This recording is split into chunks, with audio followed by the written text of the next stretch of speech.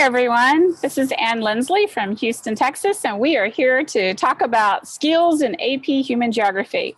So today's Earth Day, so I thought we should do this outside. I do teach environmental science also, so that's kind of important to me. So if you're still living in the country of the snow, welcome to what it's like down here in the South. It's 80 some degrees and we're under tornado alerts.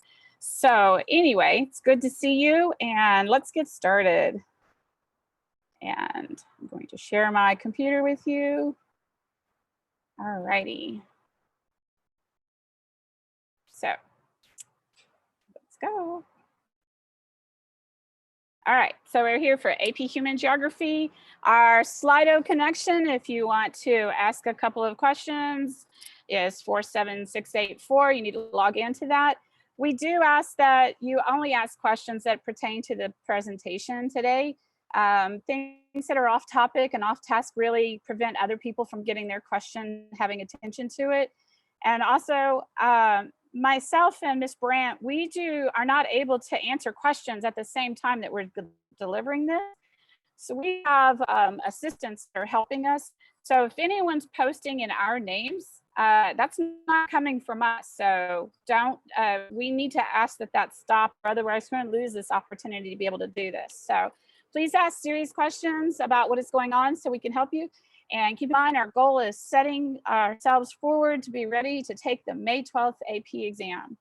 So let's begin with looking at the questions that Ms. Brandt posted yesterday for you at the end of her session on the FRQ, dealing with political topics and nationalism. And our very first one, so I know she said this because I was watching her presentation, so I want to remind you of this again. This said identify, and we will not be having identify in a context like this where you can look it up on the internet or look it up in a really quick. So this type of an answer right here, or a question right here, is not the level we're going to be addressing. It's more skills, and we're also not addressing any of that in the FRQ prep that's going to come up. We're focusing on explain and compare and contrast and describe term task verbs, not identify by itself like this. All right, but hopefully you went ahead and answered that anyway. So you're looking at one thing that would have changed international boundaries in Europe between 1980 and 2013. And boy, this is the whole reason why my first degree is in Russian and Russian studies, is because of what happened back here in 1980. So anything that caused ultimately the breakup of Yugoslavia, anything that caused the Velvet Revolution, for example, splitting up Czechoslovakia, that's going to fall in that, the end of the Soviet Union in 1991. Any of those things would have worked, as well as the demise of the Warsaw Pact, fall of the Berlin Wall. A variety of different things would have worked. All right, well, let's go look at these others. Explain how nationalism can eliminate an international boundary and describe an example from the map shown. So this particular question is going to require that you use an example, obviously, as well as look at a centripetal factor. So maybe you talked about the reunification of Germany. East Germany was separate from West Germany, and after the fall of the Soviet Union, those two parts of Germany are going to come back together as a cultural identity of the two. That would have worked. The next one here also, explain how nationalism can create new international boundaries using an example from the map shown. Notice each one of those, explain and describe. Now, on some of our rubrics that we've always had in the past, if you didn't have the explain or the describe or the identify and the explain with it, you didn't get the point. So be careful. If it's a two-part situation here, you want to make sure both parts get done, because you may or may not get the point. It may not be 2 points, it may just be 1 point, but we'll talk about more of that later. But you want to make sure you don't forget to do all parts of the question. So in this part C, where we're creating new international boundaries, there's a variety of things that could have happened in here. The easiest one, I think, is the splitting up of Czechoslovakia into Czech Republic and the Republic of Slovakia, the dissolution of Yugoslavia, breaking into Bosnia, Serbia, Slovenia, Croatia, Macedonia, that whole region would have been a good answer to that as well. There also, the former Soviet Union would have been a good answer, splitting that up as well, creating new international boundaries. All right. And then the next one, describe two ways supranationalism has affected the functions of international boundaries in Europe. Supranationalism. So in this regard, you're looking at the creation of the EU, the common market that goes along with it. I gave the other day a whole bunch of criteria that happened with the formation of the EU, and you would have walked right through picking out two parts of those, like a legal system, the currency, the free market, the Schengen Agreement, which allowed for open transfer of boundaries. Any one of those would have been acceptable. In the case here, this is described, so all you would have had to say is that the Schengen Agreement allowed for transferring cross boundaries without having to show documentation, or the EU created a common currency, free goods transfers, anything like that, but you wouldn't have to go into a lot of details because this particular task verb, it says describe. So, all right. I hope that helped for those of you who are having to turn in some worksheets with all those answers on them. I just gave you the answers. All right. So let's go. All right. Once again, you're going to see this slide all the way until May 10th, I think. On May 12th is our exam. That's the regular date. The makeup date is June 1st. Contact your AP coordinator if you think you're going to have to take it on June 1st. I do want to bring more attention to this box that's over here now that we're working on the skills. You see where it says describe, explain, and apply. That's what we're going to be talking about a lot today. Our task verb is describe. Our task verb is also explain. There's another task verb, but it's not in this right now. And apply. Whatever we're talking about, we are constantly going to apply. This is where all that stuff that you think you've had to memorize this entire year, this is where that's going to come in, is the application in context. And no, there's the word context. So always want to provide an explanation. Always want to provide an example. Whether or not you think it needs it, provide an example. It's always what I tell my students. All right. So today we're going to be looking at skill category 2. So last week we had the big ideas, and we went through each of the different big ideas across the units. And now we are going to look at the skills. And so Ms. Brandt started with skill category 1 yesterday. Skill category 2 is spatial relationships. Tomorrow's data analysis, so I'm back with you for that. But when we're talking about with spatial relationships, we're talking about how we look at patterns and relationships between places and relationships of data and consequences or outcomes, whatever word you want to use here, as it applies. That's what we're looking at, okay? So I had a good question from a student who sent me an email, and I applaud you because looking for my email address when you find my school address is not easy, and that's not a challenge. But anyway, he sent me a good question, and he said, I don't really get what spatial relationships are. So let's say something about that, since that's a skill that we're looking at all the way through here.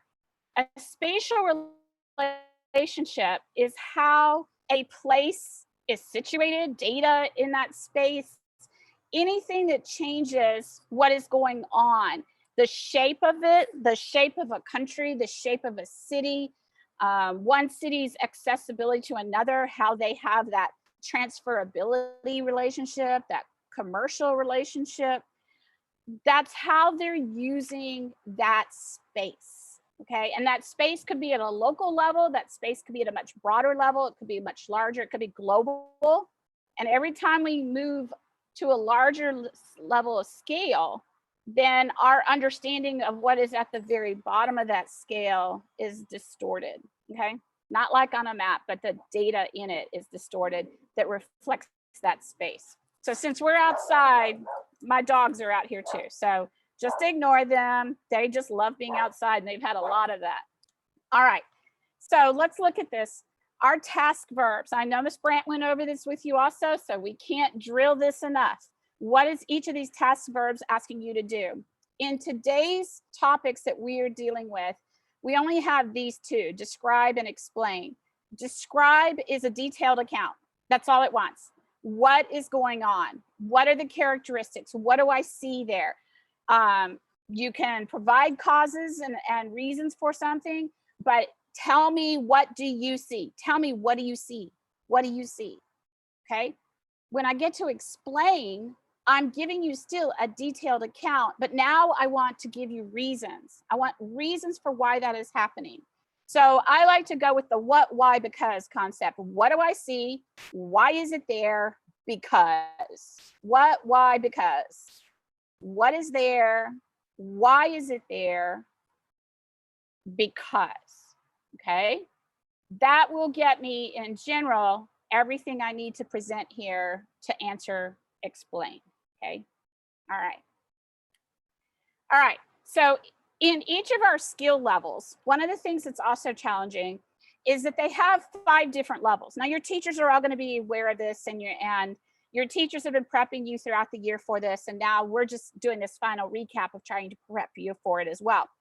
But in skill 2, this spatial relationship where you're looking at patterns and outcomes applying to something, we can go from the most basic, describe the patterns, and we're going to do a couple of those, to explaining relationships in context, to explaining it in a geographic scenario, to explaining the significance of similarities and differences in different locations. Kind of almost like a compare and contrast by locations. Or we could also look at the degree of something, explain the degree to which a concept is different in different parts of the world. This is the highest level, okay? So this is going to take some, 4, 5, 6, 7 sentences perhaps to get all of this out in an answer that you want to give. But this is, y'all, this is what we're striving for. This is what your teacher set the bar for. This is where we want you to reach for, so that you are able to handle everything and do really well. So we don't want to just stop here. We want to push further to always know, okay, well, it's only asking me to describe, but I know these reasons. Okay. All right. So the way this is set up is that I went through and I took this particular skill as it applies across all the different units. So I'm looking at the skill in each of the different units. So this should be review of some of this information, but now we need to look at it through the lens of the skill, not the lens through what is there, but now what are the patterns I'm seeing? Why am I seeing these patterns? So in this particular topic, we are looking at the consequences of population distribution. So consequences, first of all, the consequences of the distribution of the population, but there's more to this population. And in this case, it was access to healthcare was really the topic of it. And so I pulled these slides. Actually, you've seen them before because we had this other in terms of content. But we have to ask, do the people with access to healthcare in the sense that it avoids a premature death, does that correlate to the healthiest countries in the world? And the answer is not quite. You still have portions of the world which don't have access to healthcare sufficiently enough that they can head off a premature death when we compare it to the healthiest countries. Now, we could look at that data a little differently. We can look at that data and split it between developed and developing countries. And when we split it this way, what we begin to see is that we see that when we categorize that data, it gives us a little bit different perspective. It does show us that developed countries do have a little bit better access to healthcare, whereas those that are not showing up at all are not, most likely still do not have access to healthcare.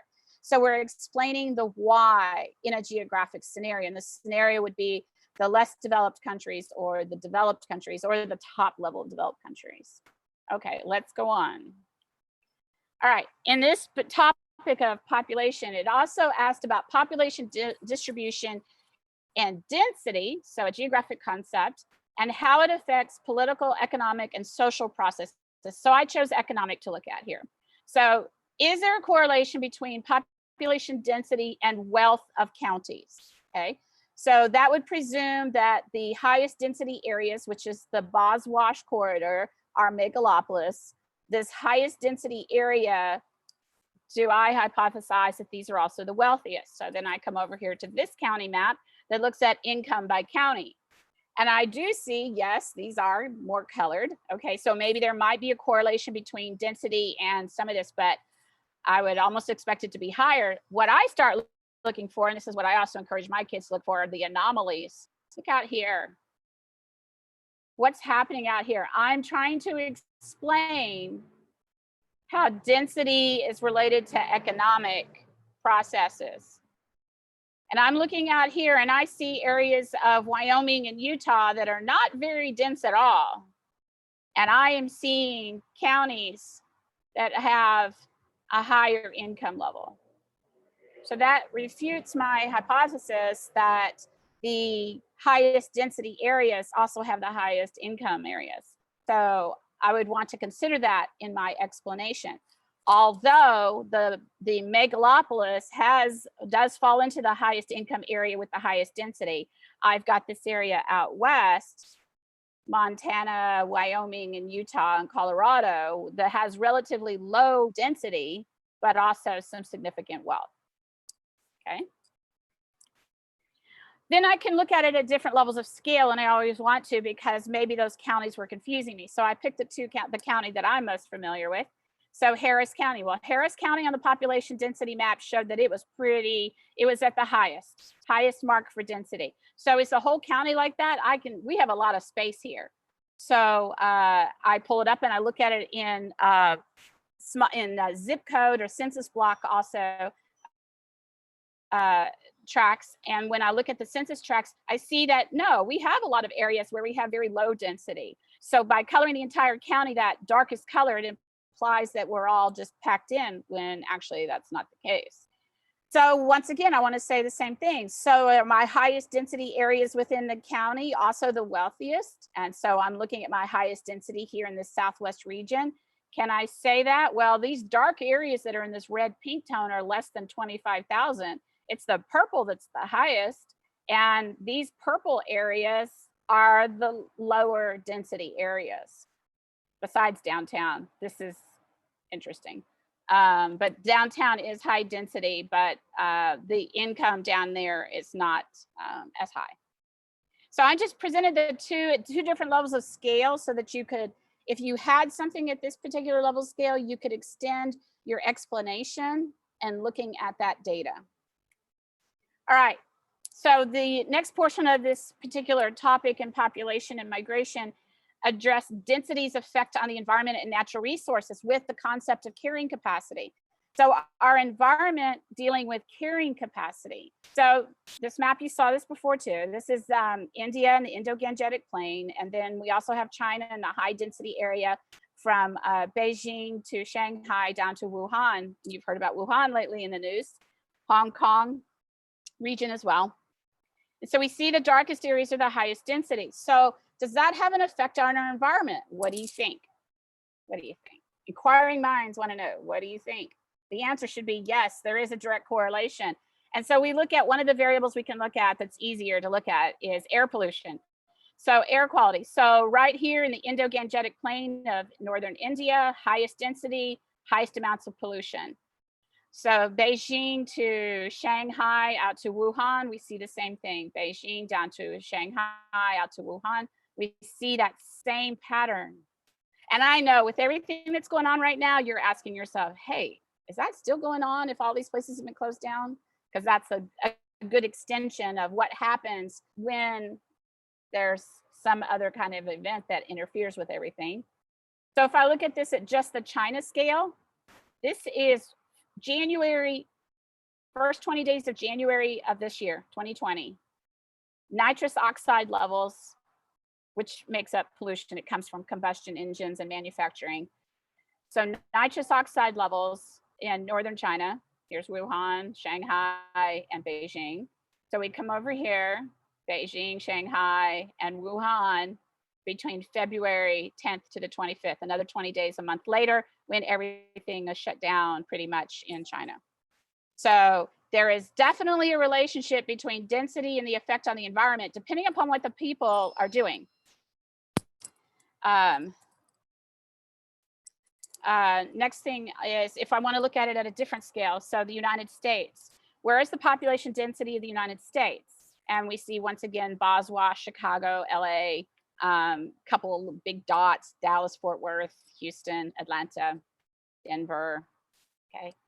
So at this particular scale, in this scenario, in 2019, March 10th to the 22nd of 2019, our same nitrous oxide measurements, our environment, our population density, and our effect on our environment. So high pollution levels this year. So those first 12 days there in March when this data was taken. So a year apart, after some parts of the United States were starting to be closed down with the current virus. This area had not been closed down yet, okay? So I just thought that was kind of interesting to put that in there, relevant to everything that's going on. So we would explain what's going on in this as part of our skill level, is that something has interfered with the manufacturing and driving operations in the country. Okay. All right. So also in this particular topic, we are dealing with spatial relationships, but we're describing spatial patterns. And here it's asking us, in the particular objective asked us to describe spatial patterns using population pyramids and mapped data. And so I used these bottom three with you before when dealing with this topic. So this is the world's population on this population pyramid. And we looked at it, seeing the data mapped out of population over 65 and then the population growth rate. So describe to me the population pyramid of, say, South America. Hopefully we would say that it's looks like it's stable growth. It's not rapid growth. That would be Africa. It's not, it needs a few more 5-year age groups to show that it might be declining. But right now it's holding at a stable to maybe almost no growth, which is kind of amazing. If you could have seen South America 30 years ago, it looked more like the African pyramid. Anyway, so I'm just describing it. So I have stable growth at the bottom. I have an aging population at the top. I have a growing age-old dependency rate. That's one of the topics that you had. And so now I want to be able to make comparisons or describe the patterns as they become related to the mapped data, okay? So that's what the other lines are indicating, the green line. So the bottom of the population pyramid for Africa is showing rapid growth. Is that reflected on my population growth percentage? The answer is yes. That spatial data is shown here with the many of the African countries with a growth rate from 2.9 to 5.8%. We were talking about spatial relationships and applying it to a concept. And migration is one of these concepts. So what we would be doing here is explaining the effects of migration on a particular location. And that's actually what this is asking on the impact on an area of destination. So where is the migratory population going? And in this case, it's going to have positive and negative effects on that destination. And so we're looking at that pattern, but also those consequences that are going to appear when you have a sizable migration into specific areas. And we hear about this a lot of times when we see places that have new migrants flowing in and they're working in jobs that other people don't want to work in. For example, if you look at the Midwest, you have a lot of animal processing plants and a lot of agricultural work. And those have become areas where new migrant populations have moved into. And when they move into them, they're also bringing their culture, but they're also going to assimilate. And we're going to talk about that in just a second. But things are going to change. Things may have to have different forms of religion and different languages around. to work with those folks that are moving into that area. And so when we explain the spatial relationship of the effects of migration, what we're looking at is exactly how did this new population put their footprint on the landscape. You want to make sure you use examples and think about the ESPN. Your teacher probably helped to have you organize information into economic, social, political, environmental impact. You always want to put that into that mindset. All right, so the next slide is looking at still this effect of migration. So where do you have the largest amount of migration in terms of a pattern?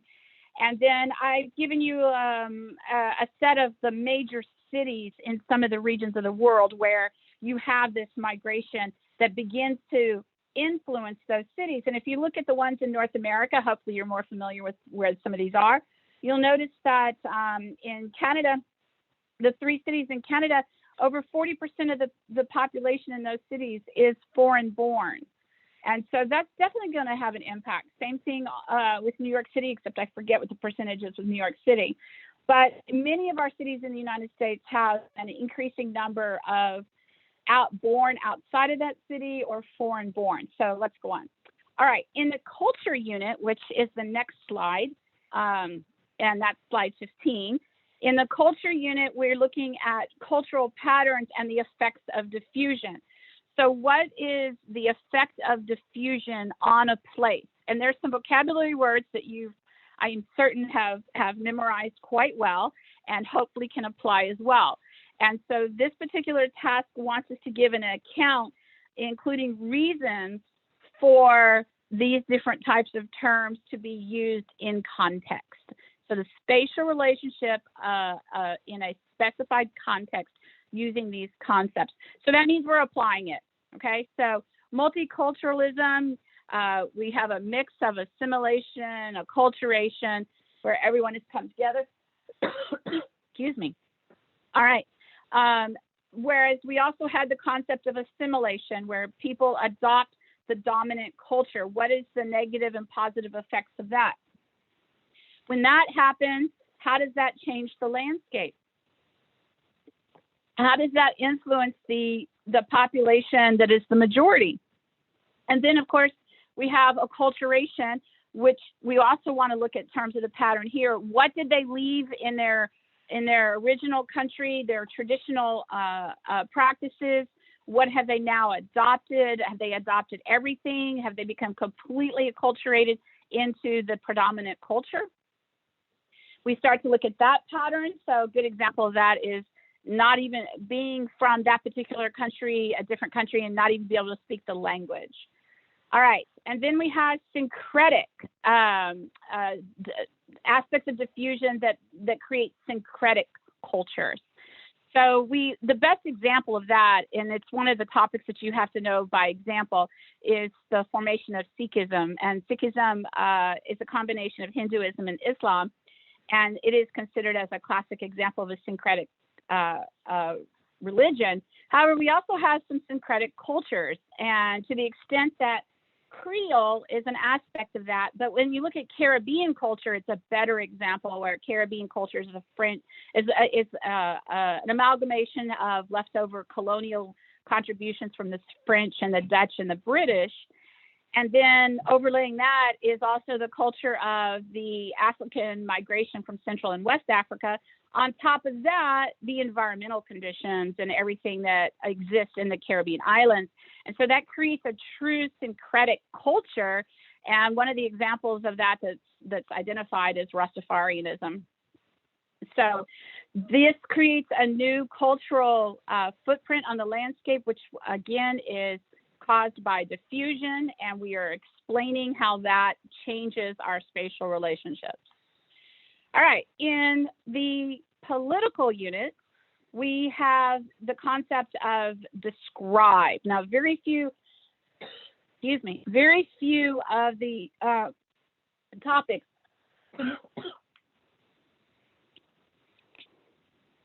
very few of the topics are actually asking us to describe, because describe is literally what is, give me an example.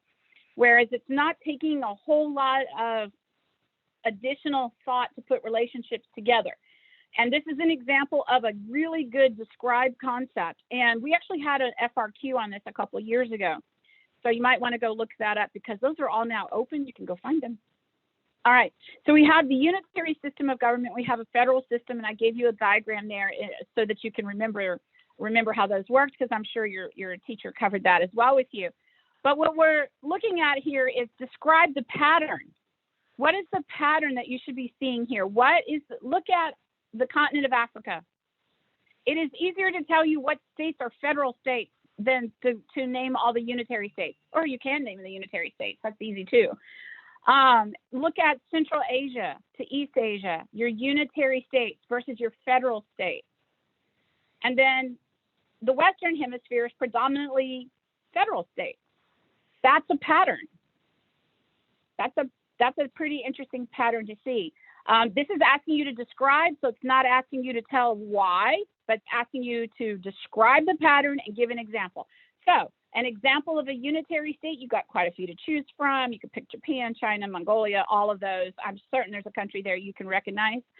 And let me say something about that. Y'all be really super careful when you're asked to give an example of a state that's on a map, a country that's on a map.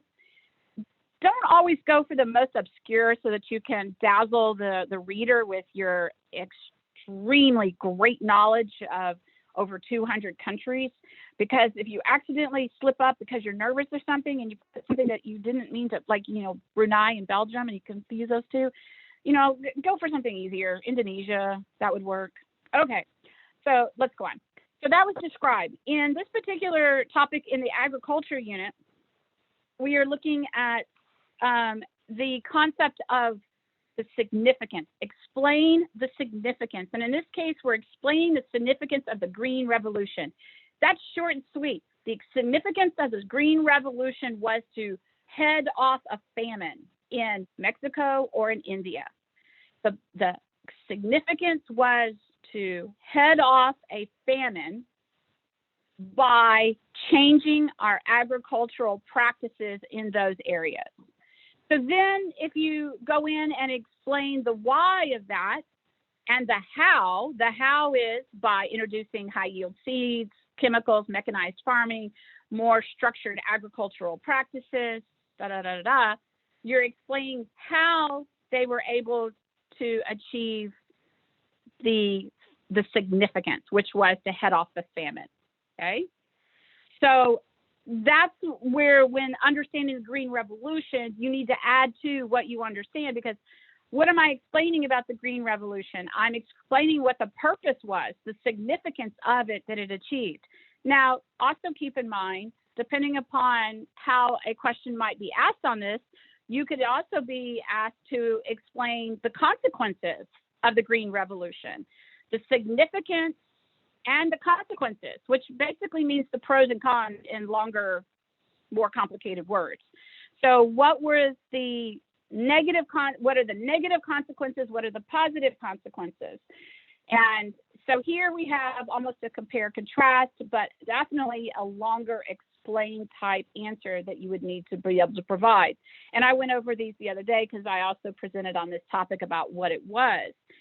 So in looking at this once again, the significance, if you had to provide several significant answers, headed off of famine, altered Malthusian doomsday scenario, expanded carrying capacity, and then how did it do that? All right. So then in the agriculture section, we also have this concept of regions. Regions are defined by the extent that they reflect subsistence or commercial practices. Explain.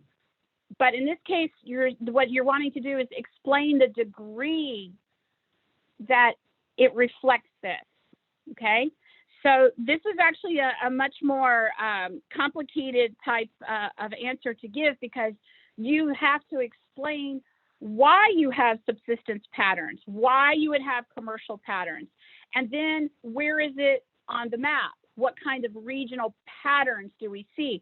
We see that the desert regions of North Africa, the Middle East, and Central Asia are pastoral nomadism that is reflective of developing countries. So the pattern we see here is that developing countries in these shades of green And it's telling me that in the legends, y'all, these developing countries have intensive agriculture, they have pastoral nomadism, and now we have to understand why. Well, here's why. Part of why is due to the type of climate that there is. So if you are looking at trying to explain why this region reflects a subsistence type agriculture, one of the reasons would be the challenge of the environmental conditions. Another reason could be low levels of development, can't afford machinery, okay? All right, so the other topic that comes in with our agriculture section on this particular skill of explaining patterns and spatial relationships has to do with the significance and differences between locations in regard to women in agriculture. So a lot of people have this stereotype of women in agriculture that all they're doing is processing food and running markets and farming by hand. Well, but that's in subsistence cultures. In developed cultures, they're driving tractors, they are driving heavy equipment, they are doing all of the industrial processes that happen in commercial farming. When we look at these, we also have to begin looking at what is holding women back in agriculture. Why do you always see women engaged in doing the agriculture by hand? What is the problem here? And one of the things we have to then start diving through is the statistics. So we know that there are more women in agriculture, even though it's less than what it was in 1980. There are still more women in agriculture comparatively in 2010 in most places. But when we look also at what is restricting women, one of the things happens to be that I pulled was property ownership. Are women prevented from being more industrialized in agriculture, being able to have more equality in agriculture because they can or cannot own land? And one of the things that we see holding them back has to deal with legal abilities to own land or control land in order to be able to adequately farm it. So that becomes a gender equality issue, which supports explaining the similarities and differences between different locations. Okay. All right. And another example of that, where you can see where they can own land and where you have the largest amount of women who are female owning land. Okay. So we see that there are no restrictions and women are able to own land in your most developed countries. All right, in the next slide, slide 22, we look at a topic that has to do with urban. Now be careful, I know we're not doing units 6 and 7, but I think Ms. Brandt and I have probably really made it very clear that these two units overlap into everything else we're doing. So I really don't think you can afford to not look at some of these topics.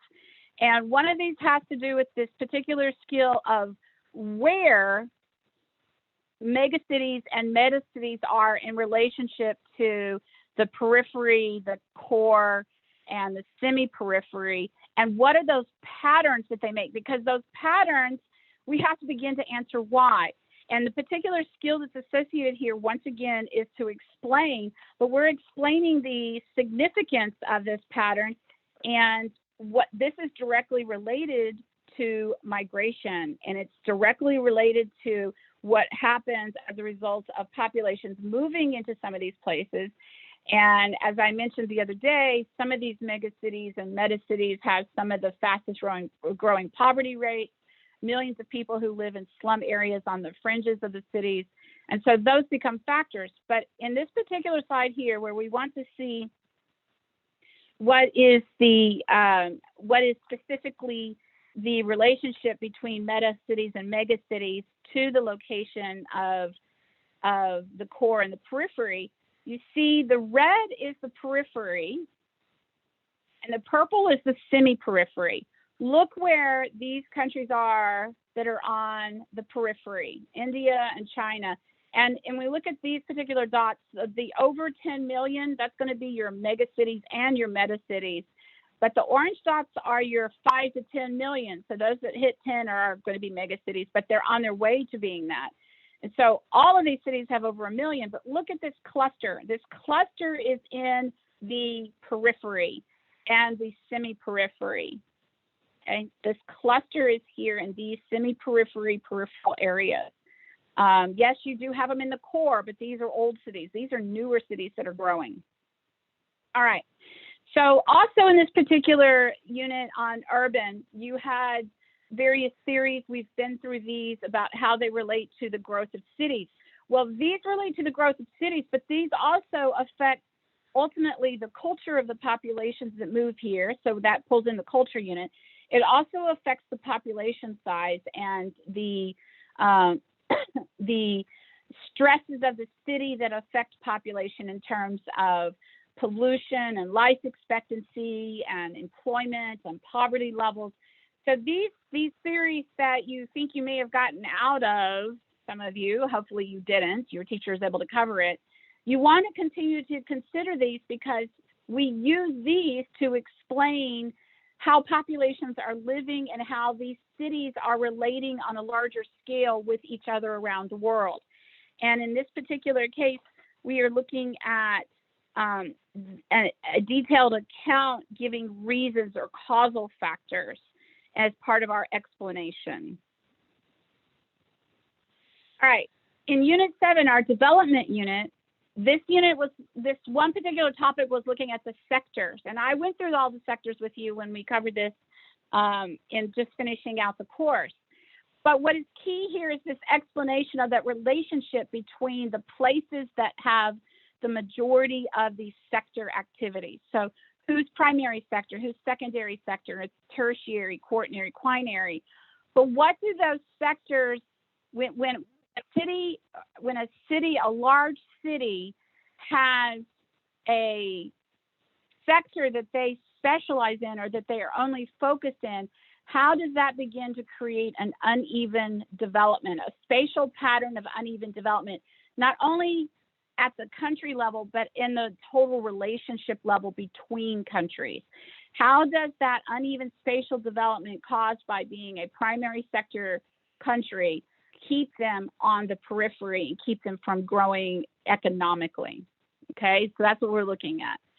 So keep in mind, core, semi-periphery, periphery. I have a series of maps here that I want you to consider. So if we look at this data in terms of who is the core, the semi-periphery, and the periphery is all red.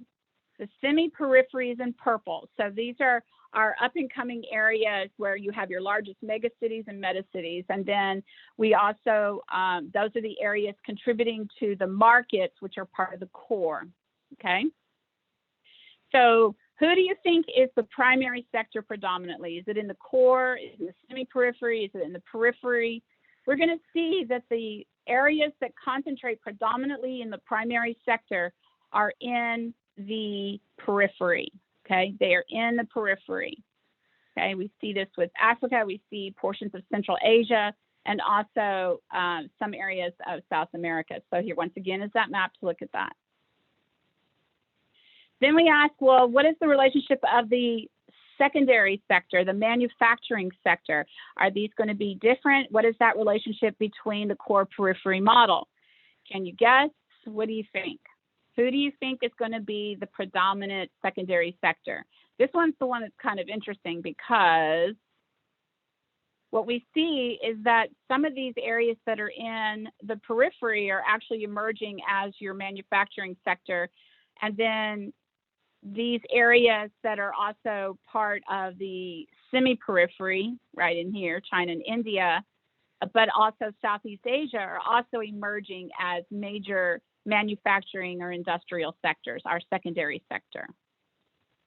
Mexico definitely fits. There's Mexico as a secondary sector on our semi-periphery, and there's Mexico semi-periphery, Mexico secondary or industrial sector. And then our tertiary sector. Our tertiary sector, once again, is it going to be our core? Here's our tertiary sector. It matches up with our core. The only exception is Brazil, which is a semi-periphery, but Brazil has a growing service sector as well. So we're looking at a pattern of economic sectors as associated with their core periphery relationship and explaining by example a couple of those areas in order to satisfy what the skill is asking us to do. So I keep saying the skill all the way through this, and what we're trying to get you across by focusing on this about is that this all goes with how you have to answer your question. So this is FRQ review, definitely, as we're applying it to the content. And in this particular case, this explaining is asking you to address these patterns and these relationships in applied context. So as it applies within a given topic to a given place. And once again, I want to remind you to answer what, the why, the because with a reference to a place, the data, a concept. You want to give reference to what it is that you are being shown, because each of your questions is going to have either one or two stimuli. And that means you're going to have a map or a graph or some sort of visual geographic data portrayed for you that you are going to have to interpret. And that's going to be either explain or describe or compare and contrast. All right. And always because, why? Why, because, why, because. Why is the three-letter ugly word in my class? Everyone, you cannot answer a question without telling me why. All right, so some questions to practice. This is one of our favorite questions from a few years ago. It was one of mine. I'll tell you why tomorrow. But this was perfect for looking at how we look at economic theory and a place as applied to agriculture. This is this development section, but we're looking at it in terms of agriculture. Y'all, I cannot get across to you how valuable those last two units are. And when I remembered that this question was one we had, this perfectly illustrates how we can ask a question about agriculture and it pulls in this development topic. So here, so you're going to look at using an example of a specific industry other than one portrayed on the map, explain under what conditions an industry would locate near a market. Okay. So this is least cost theory. Why would an industry locate near a market?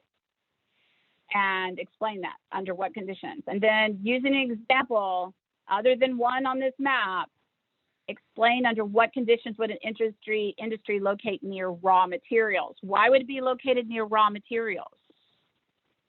Okay. Now using this map, tell me why there are ethanol plants. Explain why you have ethanol plants in this section of the United States. Maybe some of y'all are up here, okay? And maybe you know what those ethanol plants look like, okay? So you need to tell me why they are in this region.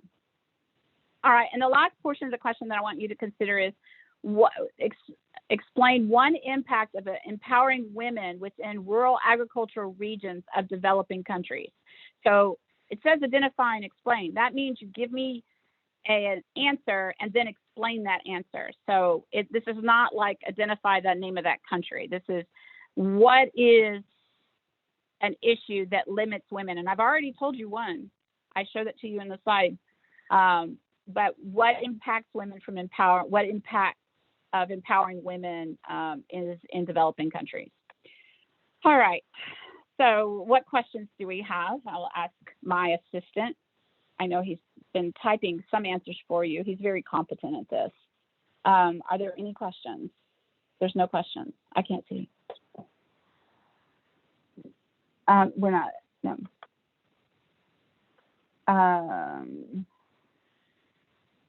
So I don't see. There's too many comments.